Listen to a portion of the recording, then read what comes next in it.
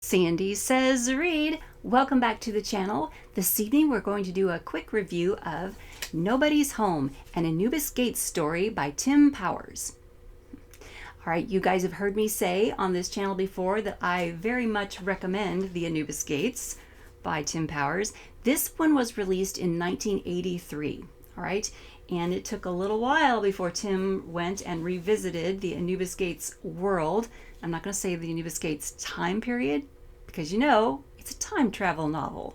It's a fantasy world with time travel and just an excellent device for that time travel. I highly recommend it. But the Anubis Gates world is part of the Nobody's Home short story. This is only about 85 pages. It's a quick read, but it's an excellent read. I can highly recommend it. Let's see. I've got my notes for you guys. The specs are Nobody's Home by Tim Powers, published by Subterranean Press in 2014. So yeah, it took a little bit of time before Tim revisited the Anubis Gates world. 85 pages, like I said. Our main character is Jackie Snap. And Jackie, you can see her on the front cover here. Which one is she, right? She's in disguise. Jackie is wearing a mustache up here. She puts herself in disguise because she's out looking for her fiance's murderer. The fiance's murderer is Dog-Faced Joe. He poisons his victims and turns them into werewolves, makes them look like werewolves. So when the victim goes home or goes to people for help, they don't look like themselves.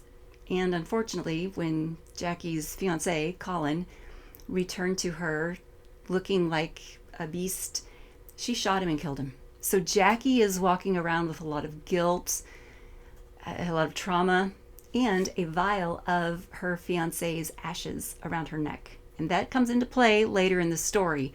I'm not going to give it away as to how. I'm going to leave that for you guys to discover when you read the story. Because Jackie goes and assists another young lady who also has a ghost problem. Jackie discovers or notices a young lady playing hopscotch one evening.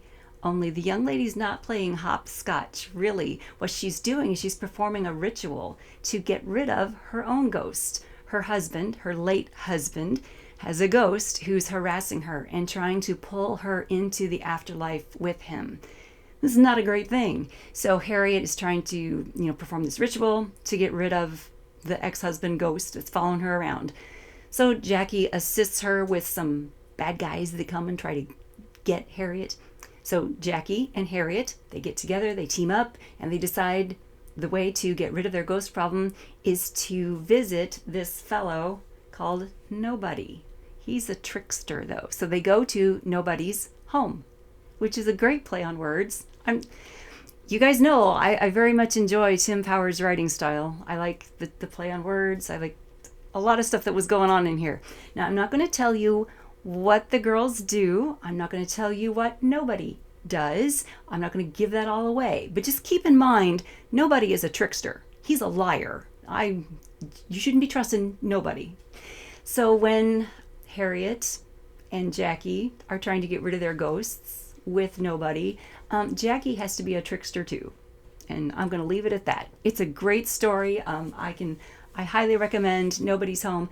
I have this nice collector's edition that I got years ago, and I want to show you guys at least one of the pictures that's in here because it's got these wonderful illustrations in it. I mean, it's just so well done.